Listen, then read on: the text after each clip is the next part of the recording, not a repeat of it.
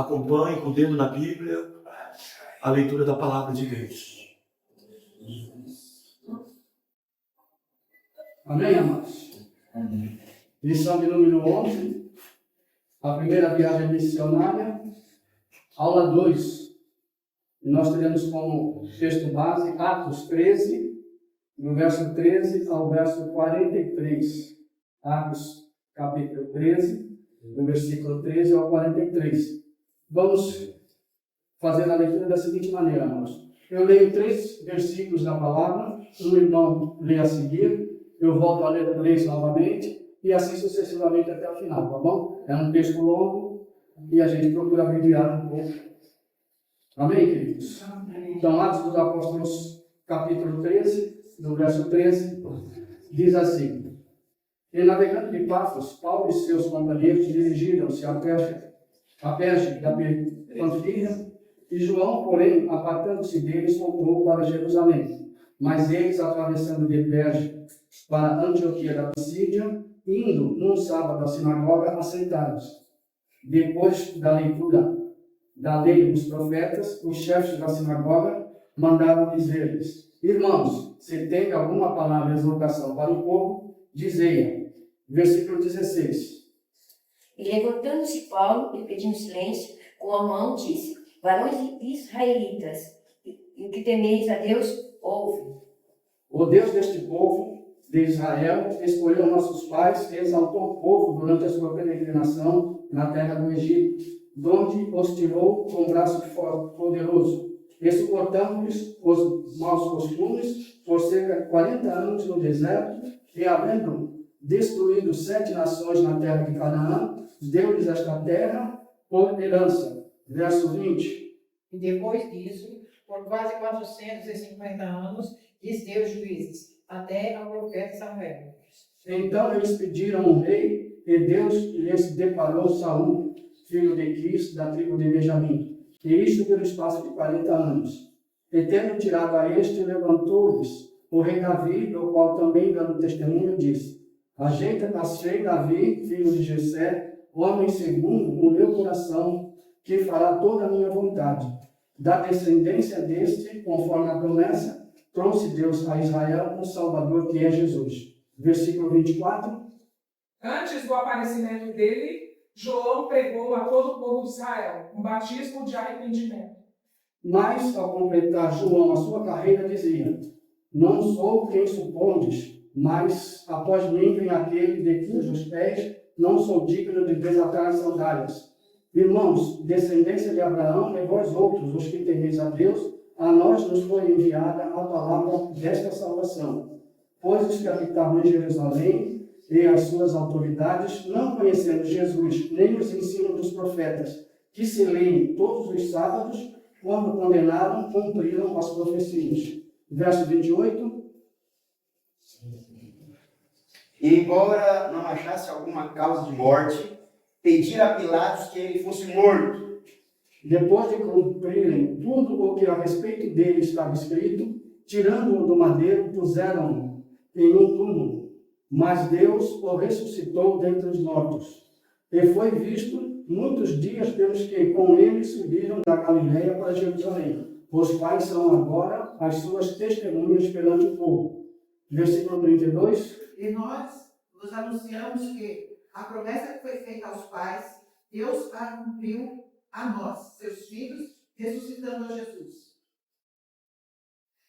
Como Deus a cumpriu plenamente a nós, seus filhos, ressuscitando a Jesus, como também está escrito no Salmo 2: Tu és meu filho, eu hoje te gerei. E que Deus o ressuscitou dentre os mortos, para que jamais voltasse à corrupção. Desta maneira o disse: E cumprirei a vosso favor as santas e fiéis promessas feitas a Davi. Por isso também diz em outro salmo: Não permitirás que o teu sangue veja a corrupção. Verso 36. Porque, na verdade, tendo Davi no seu tempo, servindo conforme a vontade de Deus, dormiu e foi posto junto aos seus pais, e viu a corrupção. Porém, aquele a quem Deus ressuscitou não viu corrupção. Tomai, pois, irmãos, conhecimento do que se vos anuncia, remissão de pecados por intermédio deste, e por meio dele, todo o que crê é justificado de todas as coisas das quais vós não pudestes ser justificados pela lei de Moisés. Versículo 40. Vede, pois, que não venha sobre vós o que está dito nos profetas. Vede, ó desprezadores, maravilhai-vos e desvanecei, porque eu realizo em vossos dias obra tal que não crereis se alguém vos contar. Ao saírem eles, rogaram-nos que, no sábado seguinte, lhes falassem estas palavras.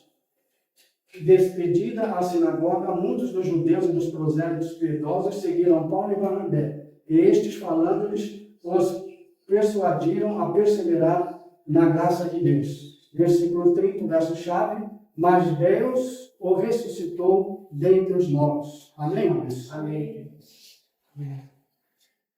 Graças a Deus, irmãos. Bem, os irmãos vão lembrar aqui de aulas anteriores, onde nós destacamos os discursos, tanto de Pedro, quanto de Estevão, e que você vai ver muito semelhante a esse discurso aqui. Importante observar isso na Bíblia, tá, amados? A mensagem da igreja primitiva, principalmente quando estava em campo de sinagoga, em campo de judeu ou prosélitos ao judaísmo, a ênfase sempre era essa.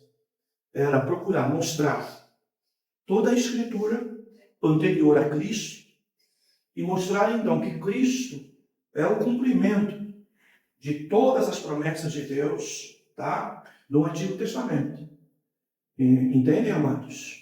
Então, o que você observa aqui? Se você pegar o discurso de Pedro em Atos 2, pegar o discurso de Cornélio e pegar esse discurso de Paulo, se você colocar um do lado do outro, como nós já falamos aqui na interpretação das Escrituras, fazer analogia, paralelismo, comparação entre os textos, nós vamos ver que a pregação da igreja primitiva não era outra que não seja esta que nós estamos vendo aqui nesse texto.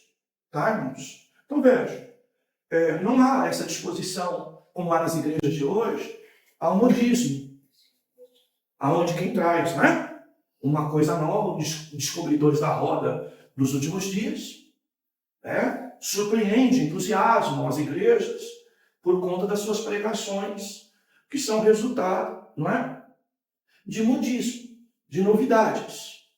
Mas é o quê? Uma repetição sistemática para fortalecimento do aprendizado, onde o foco principal é exatamente a pessoa de Cristo, ok? O que as Escrituras anteriores falou sobre ele quando ele surgisse, quando ele aparecesse.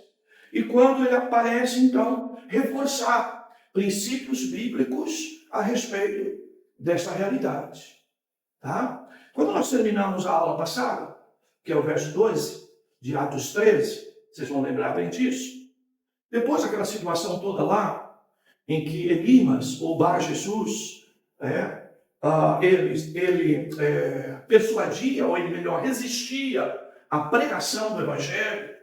E no verso 13, quando você lê que o procônsul creu, né, e ficou muito impressionado com a doutrina do Senhor, com o ensino do Senhor, tá? A palavra Kyrios, aí, no grego, Senhor, associando Jesus exatamente a Deus, tá? Que é o que a gente fala, a ideia da cristologia, o ensino a respeito de Cristo, é exatamente sobre este ensino. E é exatamente essa doutrina que Bar Jesus resistia, que tendo essa ideia de um nome Bar Jesus, né? Filho de Deus, Bar, né? Filho de Deus, né? Ou filho de Cristo, ou em outras linguagens, até seguidor de Cristo, mas não sendo de Cristo, ou não sendo de Jesus, tá? E esse, então, Elimas, né? Na tradução do seu nome, ele, então, resistia tudo aquilo que se pregava em relação à pessoa de Jesus. Por quê? Porque tradicionalmente as pregações de Atos dos Apóstolos são essas. E entre esses 3 discursos principais que nós vimos até aqui, esse é o terceiro, tá? Pedro, Estevão e o próprio Paulo aqui centraliza a mensagem de uma forma tal que, se você ler os 3 textos, você vai perceber que, em grande parte, eles são uma repetição, pelo menos da ideia do pensamento, ou seja, trazer o Antigo Testamento e comparar Jesus com todas as escrituras do Antigo Testamento para fortalecer a ideia de que ele é o enviado por Deus. Tá, queridos? Então, essa consciência a gente precisa ter.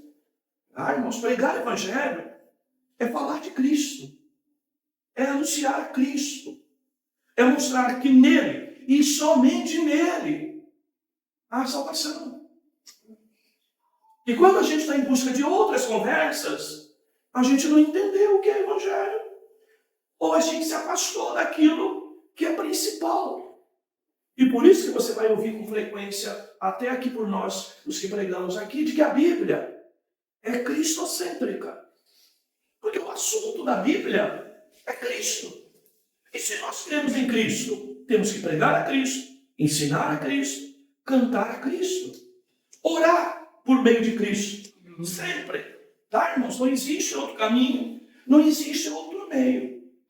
Então, quando você se depara, né, com Atos dos Apóstolos, que é um livro histórico, e aqui nós temos, nesse trecho, pouco fato, poucos acontecimentos, tá? Pouca história e muita doutrina, tá? Você, então, vai observar, ok, queridos, que entre as histórias, o importante é Cristo, tá? Então, aquilo que a gente fala.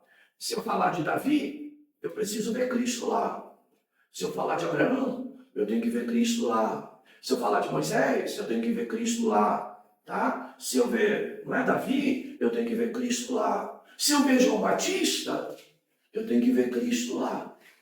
Por quê? Quando o assunto é promessa, a principal promessa das Escrituras é: Deus enviará o seu ungido, o Salvador, o seu Filho amado, para que nós, crendo nele, tenhamos a vida eterna.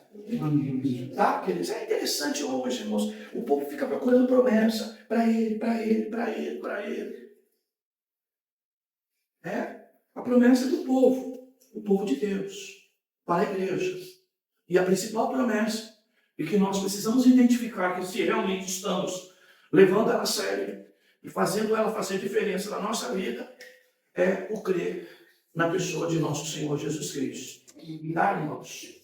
Isso é o principal. Isso é buscar o reino de Deus, sua justiça, que é Cristo.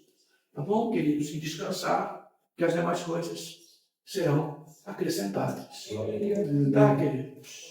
Bem, vamos para o texto. Dedo na Bíblia aí, tá? Vê se eu conto história ou se eu ensino a Bíblia. Vamos lá. O verso 12, então, está aí, né? Creio muito impressionado com o ensino do Senhor, verso 12. Não é? O procônsul. Que ensina a eles? Cristologia. Anunciando a Cristo. Do antigo até o novo nascimento. Até a sua morte, o seu nascimento, sua morte e ressurreição. 13. Então Paulo e seus companheiros navegaram de Pafos e chegaram a Perge, na Panfilha. João, porém, separando-se deles, voltou para Jerusalém. História. Mas ele, passando além de Perge, chega em Antioquia da Pisídia, entra numa sinagoga, num dia de sábado, e sentaram-se. Tá, irmãos? Então você vai ver aí personagens, você vai ver aí lugares, geograficamente falando, cidades, ok? E isso constitui o quê? O pensamento histórico. Então, tudo que nós vamos ver agora acontece ainda na primeira viagem missionária de Paulo, ok? E, efetivamente, na Antioquia da Pisídia, ok? Onde eles agora, dentro de uma sinagoga, vão lá, sentam, ouvem a leitura da lei e dos profetas, tá? E aí, então, eles ouvem a seguinte palavra lá do chefe da sinagoga. Se alguém tem alguma palavra de exortação ao povo, pode falar. Então veja, prioridade qual foi? Leitura da palavra. Aonde que leram? Leis e profetas. Ok? Porque nós não temos ainda o cânon completo aqui. O cânon é o Antigo Testamento. Assim como até hoje o texto, né, a Bíblia do judeu, é o Antigo Testamento. Porque eles ainda aguardam a primeira vinda de Cristo. Então, queridos, o que nós vemos aqui, depois da leitura, vocês viram que texto longo, né? E olha que eu trabalhei para reduzir bastante o texto. E nem terminamos o capítulo 13. Mas você vê, uma das coisas e práticas da igreja primitiva, leitura da palavra. Tá, queridos? Nós não podemos abrir mão disso, inclusive em culto coletivo. Tá? E talvez a gente, apressado demais para explicar a palavra, às vezes até erramos por não ler mais o texto. Porque é isso que vai nos dar familiaridade com o texto. É isso que vai levar o irmão, inclusive, a observar o que acabamos de falar. Os discursos de Pedro, de Estevão e de Paulo em Atos dos Apóstolos, eles se concentram numa ideia de evangelizar, de anunciar Cristo como boas novas de salvação e como cumprimento da promessa do Antigo Testamento. Tá? Vou falar isso muitas vezes, para ver se você pega bem. Então, depois a leitura, tá, irmãos? Então, querido, você que está aí aprendendo, você que quer ajudar a gente um pouco na ministração da palavra, tá? Não se apresse em ler o texto para depois falar. Leia o texto. Leia com calma. Use a pontuação. Observe a acentuação. Procure destacar coisas relevantes. Eleve a voz e firme a voz naquilo que é coração da palavra, para que aquilo salte realmente a cabeça dos nossos ouvintes. Tá bom, queridos? Isso é fundamental. Tá? Nós não podemos esquecer disso. Leia o texto com cuidado. Tá? E aí, depois dessa leitura, né? Veja, não teve grupo de dança, não teve, né? Depois da leitura aqui, né? Não teve, não é? Louvorzão, não teve, né? Grupo de dança, não teve teatro. Leu a palavra e diz: quem quer explicar a palavra? Quem tem uma palavra de exortação? E exortação não é chamar a atenção, não é corrigir. Exortação no original é encorajar. Tá? Quem tem uma palavra de encorajamento? Porque, irmãos, servir a Cristo, irmãos, do jeito que a Bíblia fala, precisa de coragem. E nós precisamos ser encorajados todos os dias. Porque todos os dias aparecem situações para trazer prejuízo à nossa caminhada de fé. E nós precisamos ser encorajados. E é isso que é dada essa oportunidade. E Paulo, então, o paroleiro, conhecido como o falador, né? Ele, então, se levanta. Pede silêncio com a mão. E aí, então, começa a falar. Olha o princípio de oratória aqui, não é? A gente não fala com auditório, com gente conversando. A gente não começa a falar de Jesus assim, num culto público. A gente espera todo mundo se acalmar, se concentrar naquilo que vai, não é? Ser dito. Esse é o princípio de oratória. Veja, eu fico aqui às vezes admirado com os irmãos que têm essa habilidade para retornar ao culto depois do café, não é? É uma tarefa que nós temos que ter graça de Deus. Por quê, irmão? O cafezinho, tomara que todo mundo estivesse conversando sobre a matéria da escola dominical, mas não é isso que ocorre muitas das vezes. As conversas vão longe. Vou lá no pão do Raimundo, vai lá na padaria, não é? Vai lá, não é? Nas manchetes, não é? Da semana, viu? O cabeça de ovo está na berlinda, não é? São as conversas que rolam nos bastidores. Final do campeonato. O que é? Final do campeonato estadual, não é? Viu o Novo Horizontino? Viu o Flamengo que ganha de 8-0, não é? E o técnico é demitido meia hora depois, não é? É, flamengando, não é? Então, queridos, é essa coisa que às vezes ocorre. Isso, digamos assim, não é o melhor, mas é natural que aconteça. Tá? Até para momentos como esse, a gente dizer para os irmãos, vejam como que pequena coisa já nos tira do principal. Né? Mas, vejam, eu não estou condenando os irmãos nesse sentido. É lógico que não haja, né, nenhuma conversa obscena, nenhuma conversa, né, perigosa, não é? Isso faz parte. Até porque um crente vai associar todas essas coisas à pessoa de Cristo, tá? Ou aquilo que Cristo faz no meio de tudo isso, na nossa esperança de Deus intervir em alguma situação, tá? Então, Paulo, então, ele levanta e ele espera que as pessoas se acalmem. Certamente houve um murmurinho. Qual é o murmurinho? Quem é esse aí? Quem é esse que está levantando aí? Porque estava chegando na cidade, né? Então Paulo se levantou pedindo silêncio, como disse: homens israelitas e vós tementes a Deus, ouçam. Vejam, essa palavra, israelitas e homens tementes a Deus, ela traz seriedade a qualquer lugar daqueles que falam em nome de, que ouvem sobre Deus. E Paulo, então, aqui, ele, não é, coloca Deus como uma referência para que aqueles homens realmente possam ouvir. Ou seja, não é, eu não vou falar a um público qualquer, eu sei a quem eu vou falar, a pessoas tementes a Deus. E é um povo israelita, que, de certa forma, acompanham toda a história, desde a formação, desde a chamada de Abraão, pelas Escrituras, e são ensinados nisso. E querem sempre falar sobre isso, questão até cultural judaica. 17. O Deus deste povo de Israel escolheu nossos pais e o exaltou, e exaltou o povo quando eram estrangeiros na terra do Egito, de onde tirou com um braço poderoso. Veja só. Primeira coisa, Deus escolheu nossos pais. Falando de quem? Falando de Abraão, de Isaac, de Jacó, de José, né? De Moisés. Está falando destes. A ênfase aí, Deus que escolhe. Tá? E exaltou o povo. Veja agora a expressão povo. Exaltou o povo. Quando ainda eram estrangeiros na terra do Egito.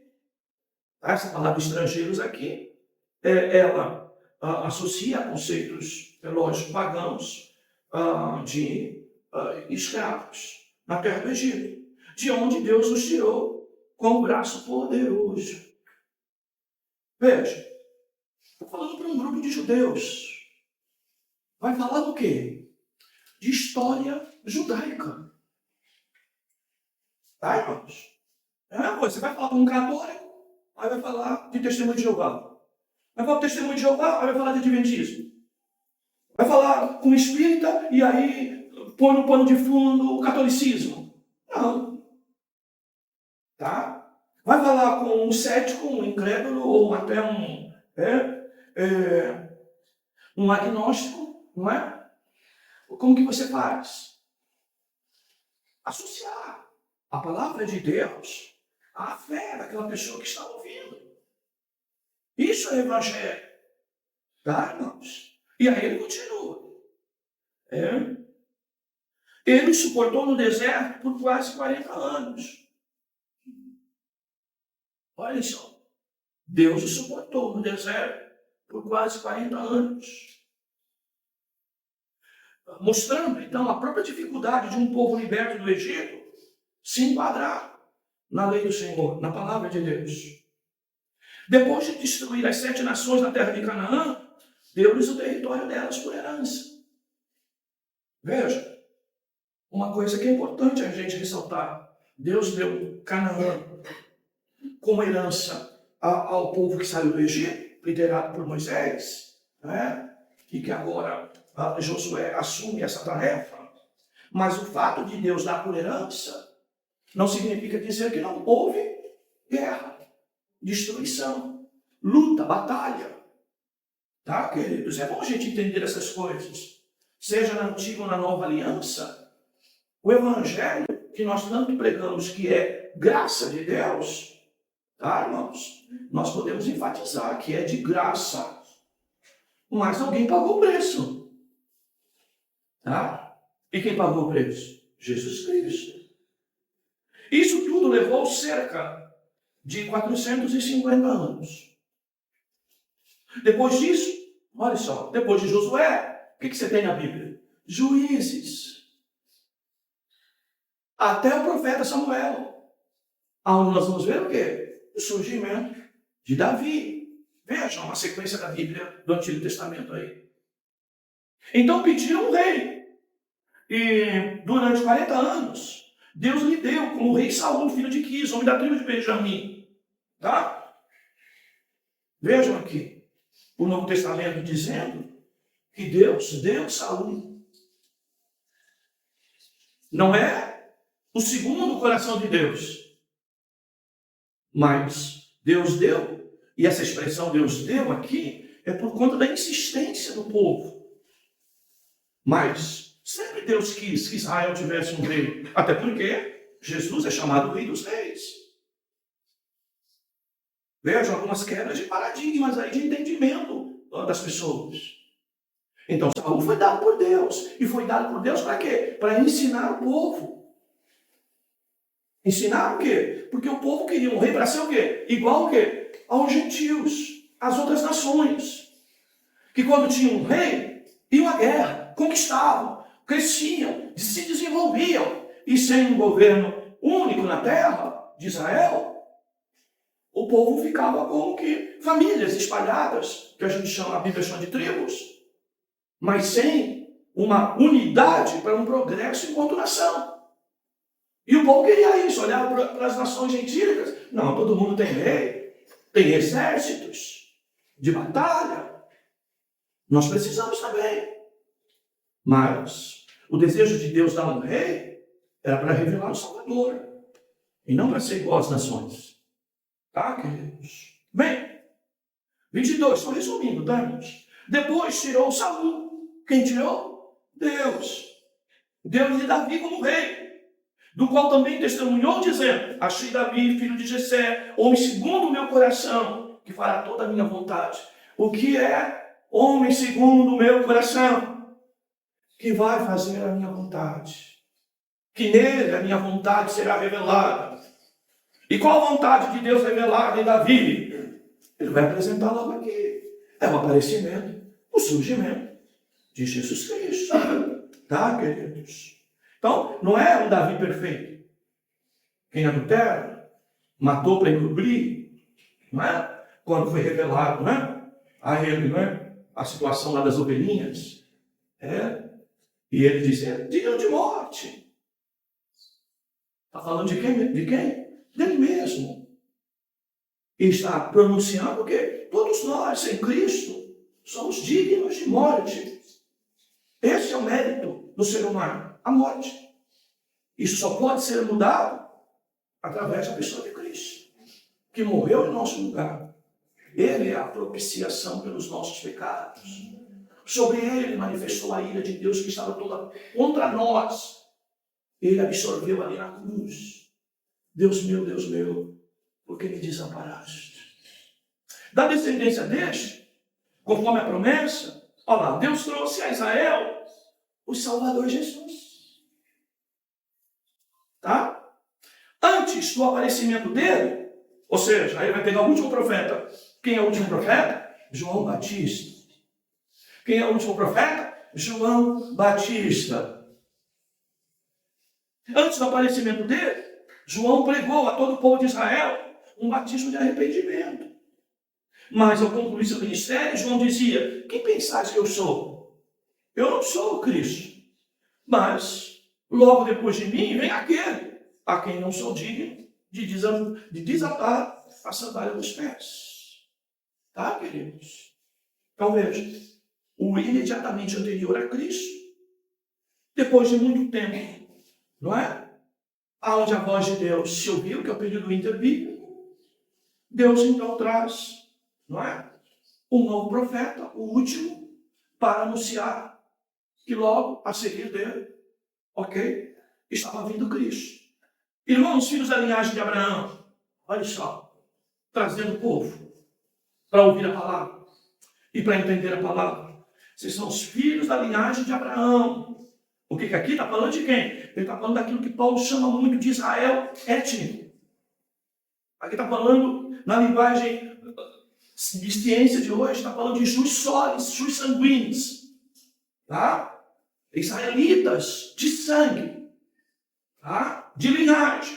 Ó, todos vocês, dentre vós que temem a Deus, foi a nós que a palavra dessa salvação foi enviada. Que palavra é essa? Né? A pessoa de Jesus. Ok? Bem, eu só quero conferir, acho que na leitura do Amorim aqui, quero ver se mais tradução mostra assim. Voltando ao verso 23 só. Da descendência deste, conforme a promessa, Deus trouxe a Israel. O que vocês têm aí? Hã? Salvador Jesus. Só? Não tem ativo?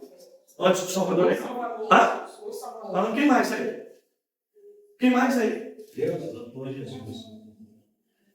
O Salvador que é Jesus, para Salvador de Zé. Outro aí? O descendente de Davi foi Jesus. Outro? O que você leu aí? Eu li o Salvador, que é Jesus. Ah, tá. Ok. Deve ter sido meu ouvido. Eu li um Salvador. Alguém tá com essa tradução aí? Tem essa tradução aí? Eu ouvi, tá, querida? Pode ter sido a minha cabeça. Pode ser o meu ouvido que ouviu errado. Tá, queridos? Bem, essa ênfase aí tá, o Salvador. Qualquer escrita que dissesse um Salvador, tá, irmãos, seria perigosa. Tá? Sempre quando a Bíblia fala, e fala a Jesus mesmo em grupos politeístas, em grupos pagãos, que nós vamos ver a partir da segunda viagem missionária, sempre a ênfase deve ser o Salvador. Tá? Bem, então 26 terminando, a palavra dessa salvação foi enviada a quem? Aos linhagens de Abraão. 27. Pois os que habitam em Jerusalém, suas autoridades, não reconheceram. Olhe lá. Não reconheceram Jesus. E condenando-o, cumpriram as palavras dos profetas, que são lidas todos os sábados. E que vocês não aprendem. É mais ou menos isso. Toda escola dominical você tem vindo aqui ouvir. E você não aprende. É mais ou menos essa conversa. Tá? Se fosse dita para algum de nós. E mesmo não encontrando nele nenhuma acusação digna de condenação à morte, pediram a Pilatos que ele fosse executado. Olha só, mesmo considerando ele puro, limpo, sem pecado, sem crime, pediram a sua execução. A injustiça, tá, dos homens. Para nós hoje não é que a gente mata Jesus ou pede a sua crucificação, mas todos que o negam, tá, queridos? Todos que o negam estão praticando aquilo que a Bíblia em muitos lugares chama de injustiça. Qual é a injustiça? De não crer, não receber aquilo que Deus deu de principal para todos nós, que é Cristo, justiça de Deus. Tá, queridos? Então, quando a gente não aceita a justiça, a gente está sendo injusto. É essa ideia jurídica aí, tá?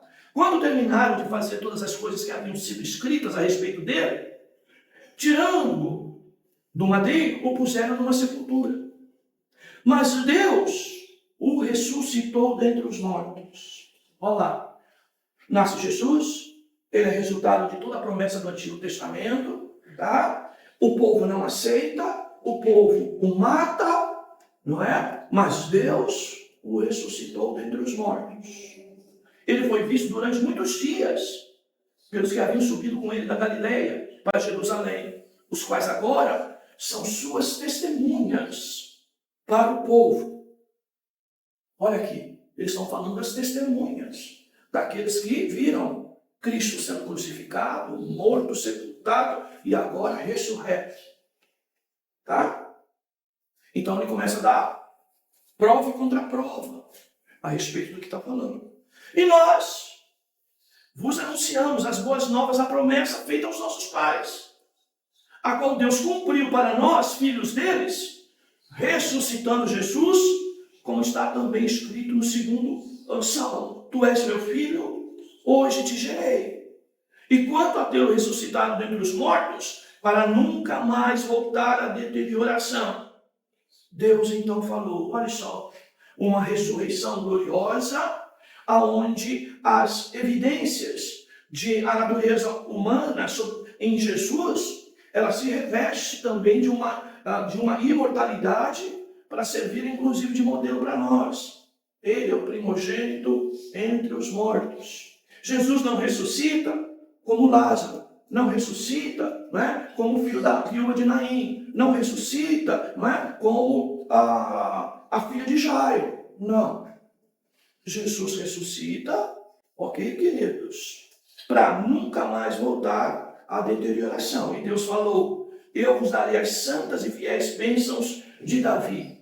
Quais são as santas e fiéis bênçãos de Davi que a Escritura fala? A pessoa de Jesus Cristo, o Cristo ressurreto, que é o primogênito de toda a ressurreição. Ele é o primeiro da ressurreição de todos nós que, crendo nele, um dia ressuscitaremos revestido, tá? Da incorruptibilidade, 1 Coríntios 15, e da imortalidade, para vivermos para sempre com ele. Aleluia. Porque ainda em outro salmo ainda diz: não permitirás que teu santo sofra deterioração.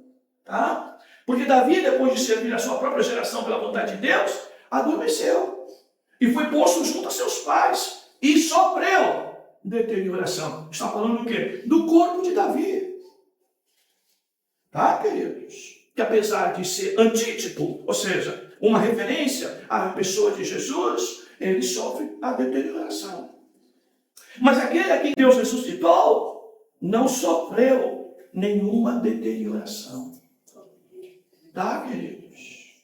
E aí a nossa fé tem que estar nele, porque a nossa esperança é nele. E é isso que a Bíblia diz: se sois filhos, logo sois herdeiros. Herdeiros de Deus e co-herdeiros. Essa palavra co-herdeiro juridicamente é herdar junto. Então eu herdo junto com Cristo. Naquele grande dia, quando Cristo nos chamar, ok? Naquele grande dia, então nós herdaremos, por exemplo, o seu corpo, na sua condição de não ver mais, de não ter mais pecado, por conta disso não morrer nunca mais, e por conta disso viver, então, não eternamente, apenas essa palavra, mas vivermos uma palavra mais forte, que é a imortalidade. Aleluia. Tá, queridos? Aleluia. 38. Irmãos, ficai, pois, sabendo que por meio dele vos é anunciado perdão dos pecados. Olha que pregação, irmãos, que hoje é abandonada pela maioria de nós pregadores. Nós vamos conversar com alguém de uma igreja: vamos lá, Jesus vai resolver todos os seus problemas. Para com isso. A prioridade, nós temos que ser objetivos. Em Jesus há perdão dos pecados. Veja, Atos 2, 38, 37, 38. E por meio dele, de novo, por meio dele, de quem? Desse Cristo, todo que crê é justificado de todas as coisas de que não pudesses ser justificado pela lei de Moisés. Agora começa o confronto. Irmãos israelitas, tementes a Deus, agora vem o confronto. Moisés não pode salvar vocês. Moisés não pode fazer algo que só Jesus pode fazer. Para isso, para eles, tá? Ouvi que Davi se deteriorou. Agora, ouvi, tá, irmãos, que a lei de Moisés não podia fazer nada por eles, a não ser dizer: o salário do pecado é a morte. Ponto. Mas aí vem a conjunção adversativa, mas, que só pode ser realizada em Jesus. Mas o dom gratuito de Deus é a vida eterna, através de Jesus Cristo.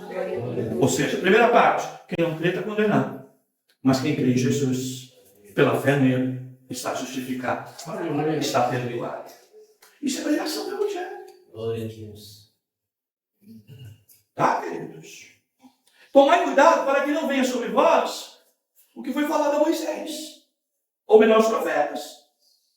E diz lá: vede, ó zombadores, Admirai-vos em desaparecer, porque em vossos dias realizei uma obra na qual jamais crerias, se alguém vos contasse.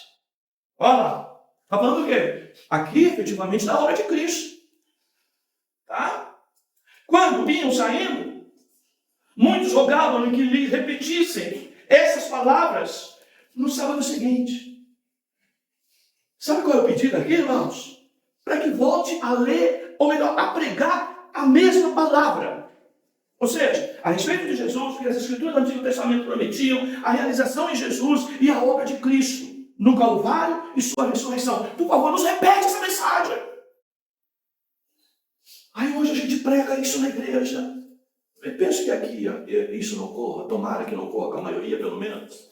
Mas, de novo, essa conversa, essa pregação, não há um repertório novo, não há uma mensagem nova. Olha o texto, repete para nós a mesma palavra. Vem aqui, prega de novo a mesma coisa. Vem aqui, Jardel. Quarta-feira que vem, se for pregar, prega a mesma palavra que você pregou hoje de novo para nós, nós queremos ouvir de novo.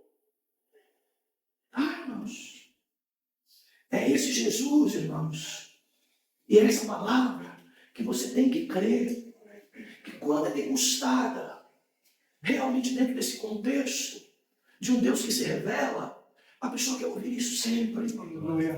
Ela não vai estar preocupada com a repetição, ela vai estar preocupada com a tua dúvida, com a tua incredulidade, tá? Com a tua, na vida do pregador, por exemplo, a falta de convicção do pregador na pregação. Queridos, mas estava acabando. Olha, repita essas palavras. E aqui, irmãos, essas palavras, vem falar da palavra de Deus, abre um texto e fala, não, as mesmas palavras aqui é exatamente isso. Que palavras são essas? Nascimento, morte de Jesus, cumprimento nele da promessa do Antigo Testamento. A mesma. Tá? Não é vir falar de Deus novamente aqui, não. É as mesmas palavras que você falou hoje. E quando a reunião acabou, muitos judeus e gentios devotos, convertidos ao judaísmo, seguiram Paulo e Barnabé, os quais, falando-lhes, os encorajavam a perseverar na graça de Deus. Aleluia. Que graça de Deus é essa? A pessoa de Cristo oferecida gratuitamente por Deus para a nossa salvação. Tá? Bem, você vai ler aí essa expressão, né? É pronome, né? Muitos judeus e gentios devotos, convertidos ao judaísmo aqui, tá? Seguiram Paulo e Barnabé. A palavra que muitos é importante, porque na aula que vem você vai ver que muitos não é todos nesse contexto aqui, tá? Aqueles que rejeitam, tá? E é uma das coisas que a gente sempre foca e vale a pena falar novamente. Quando você ouve o Evangelho, duas coisas podem acontecer. Alguém gostar e ainda que não declare sua fé em Cristo, mas tem desejo de ouvir, ouve com atenção, tem desejo de ouvir novamente. E outros que enfurecidos, ou melhor, endurecidos, muitas vezes se enfurecem, tá? E como eu já tive caso, né? Entregando folheto na minha juventude, não é? Foi ontem, né? Eu pegando folheto e amassava, fazia questão de amassar assim. E teve uma época um que inclusive amassou assim e jogou o folheto no meu peito. E aqui praticamente era dizer para mim mesmo que eu não tinha chamada, que eu não deveria evangelizar, que não era para mim. Porque tudo que eu olhava os outros na rua, né? Todo mundo recebendo folheto, guardando, outros parando até para ler. E aí o meu, quando fez isso, o meu desejo não era voltar mais. Até chegar à congregação, o pastor perguntar na reunião pós-evangelização, né? Como que tinha sido. Eu, cabisbaixo, falei dessa experiência. E aí o velhinho, na época, né? Já, pastor Natanael Rinaldo, disse para mim, meu filho, vamos ler a Bíblia. Evangelho são para poucos. Poucos aceitarão. E muitos resistirão. Mas me contou a parábola do semeador. E aí eu entendi que nem sempre o que pega com maior alegria, muito obrigado, e guarda, e leva, e até lê, são os que ficam. Precisa a terra primeiro ter sido preparada por Deus. Nessa terra, a semente é lançada. E ainda que demore, para esta árvore nascer e gerar fruto, ainda que demore, Deus que começou a trabalhar naquela terra, certamente essa semente dará fruto em algum momento. Aleluia. Tá? Tem que ser essa a nossa confiança. Deus nos abençoe. Em nome de Jesus. Eu tenho tempo, podemos falar. Bom, Antônio, por favor, querido. Estou bem interessado. Tem última palavra que você está falando aí. Comigo, isso aconteceu. Logo no começo da minha caminhada em São Paulo, havia um egoísta da igreja, porque os cabeças não aceitavam o pastor, porque o pastor era um ex-drogado, mas era um homem de Deus. Expulsaram o pastor da igreja. Jogaram o homem fora da igreja. E eu vendo tudo aquilo numa reunião, eu fiquei revoltadíssimo. Saí daquela reunião, de diferentes, saí andando, falei, eu não volto mais nessa igreja. Eu falando, e com o irmão do lado, ou já falecido pastor, ele já falecido como pastor, eu disse, eu não volto mais para a igreja. E é muito importante a palavra. Ele disse, irmão, calma, não é assim. Veja só, era um domingo lindo, maravilhoso, sol, no corredor da igreja, tinha um campo assim do lado, na igreja, ele abriu a Bíblia, Hebreus capítulo 12, que eu nunca mais esqueci, versículo 2.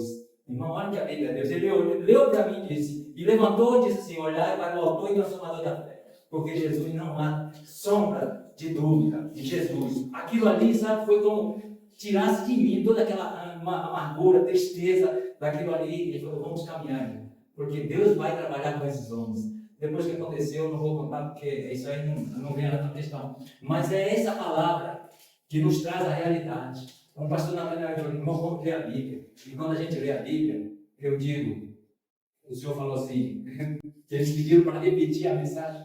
Eu digo agora, no meu coração, porque eu passei a semana todinha lendo uma mensagem que o irmão Jardel fez domingo, que tocou no meu coração. Se ele falasse assim, quer aceitar Jesus, eu ia lá, de novo, e me declarava como se Jesus, meu Senhor e Salvador. Porque a mensagem do pastor, do irmão, de domingo, já estou profetizando o pastor, de domingo, para mim, não sei os irmãos, mas foi uma mensagem maravilhosa, principalmente, pastor, naquele toque, quando Pedro negou Jesus, fez a negação, Jesus, eu me coloquei ali naquele, Jesus olhou para Pedro, e Pedro encarou Jesus. Então não foi nada além, mas foi na hora que Jesus olhou para Pedro. Olho no olho. Olho no olho. Aquilo quebrou Pedro. Mostrou para ele que o Salvador estava ali, era por causa dele, pelo pecado dele. E ele o amava daquele mesmo negando. E Jesus ali, Pedro ali se converteu. Porque antes Jesus disse, quando te converteres. E eu fiquei lutando e falei, Senhor,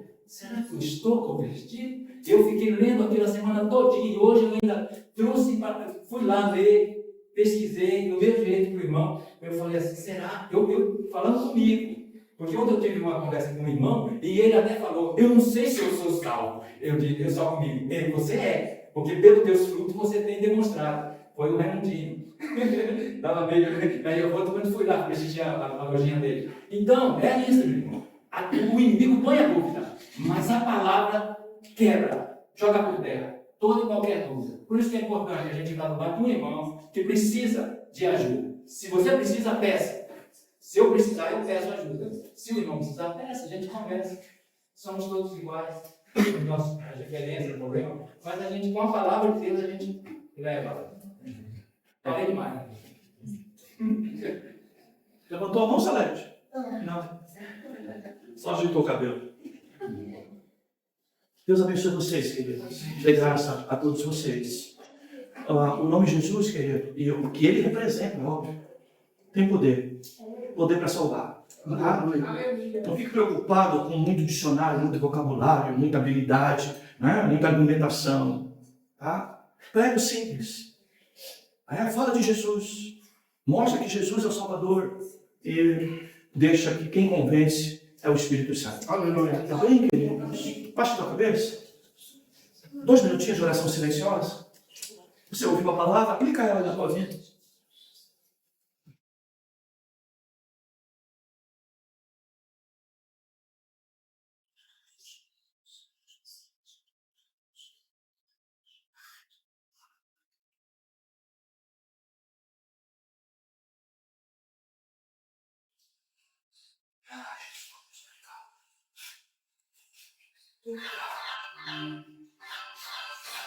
Tu és o pão vivo que desceu do céu.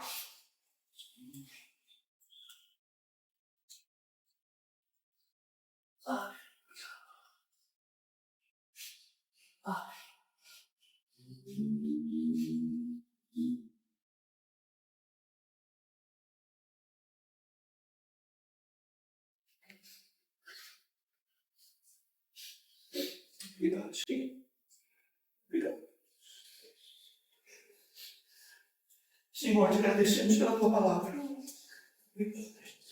Nosso coração ainda vibra quando ouvimos palavras simples como essas. Sinal de que o teu Espírito testifica com o nosso Espírito que somos teus filhos. Como tu disse através de João 8, que os que são de Deus ouvem a palavra de Deus. E nós sabemos que essa palavra se resume numa só: Jesus Cristo. Obrigado, Senhor, pelo nosso coração ter sido quebrantado por essa palavra. Obrigado por reconhecermos Cristo como Salvador. Obrigado pela fé salvífica que tu tens dado a cada um de nós.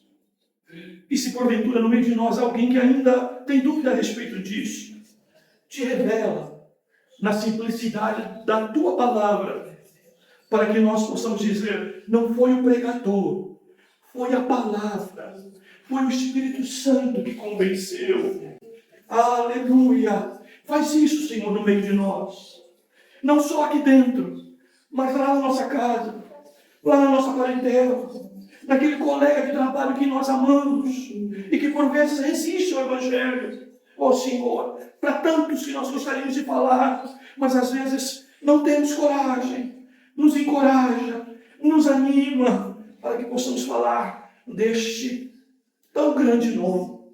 Pai Santo, abençoa a tua igreja, que haja paz nos nossos corações. É a nossa oração, é o nosso agradecimento. Em nome de Jesus. Amém.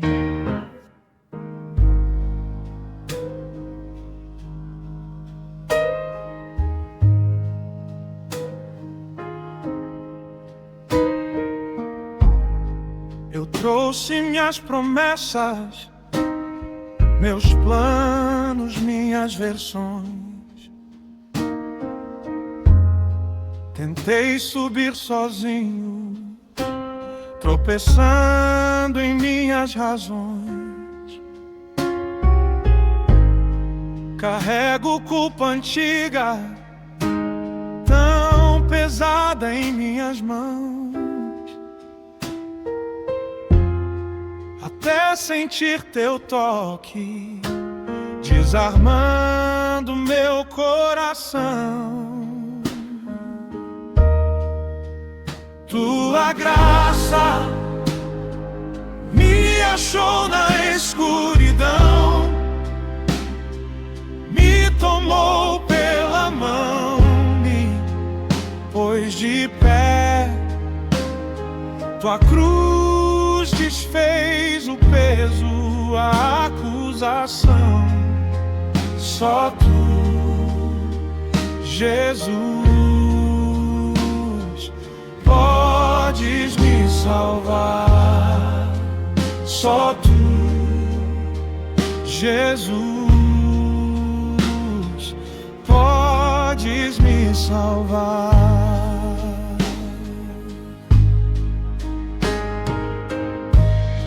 Não há medalha humana que compre o teu perdão. Minhas obras são trapos diante da perfeição, mas o teu sangue clama mais alto que a minha dor.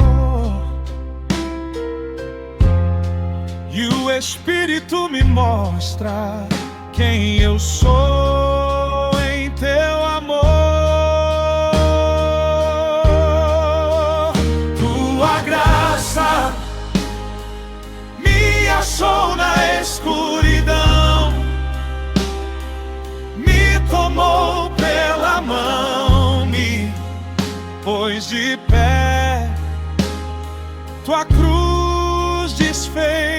peso, a acusação. Só tu, Jesus, podes me salvar. Só tu, Jesus, podes me salvar. Quando falha a minha força e eu não sei mais orar, Ele geme em meu silêncio e me ajuda a confiar. Se a lei me pede tudo e eu não posso entregar, tua obra está completa, nada há pra acrescentar. Tua graça me achou na escuridão, me tomou pela mão, me pôs de pé. Tua cruz desfez o peso, a acusação. Só tu, Jesus, podes me salvar. Só tu, Jesus, podes me salvar. Só tu, Jesus, podes me salvar.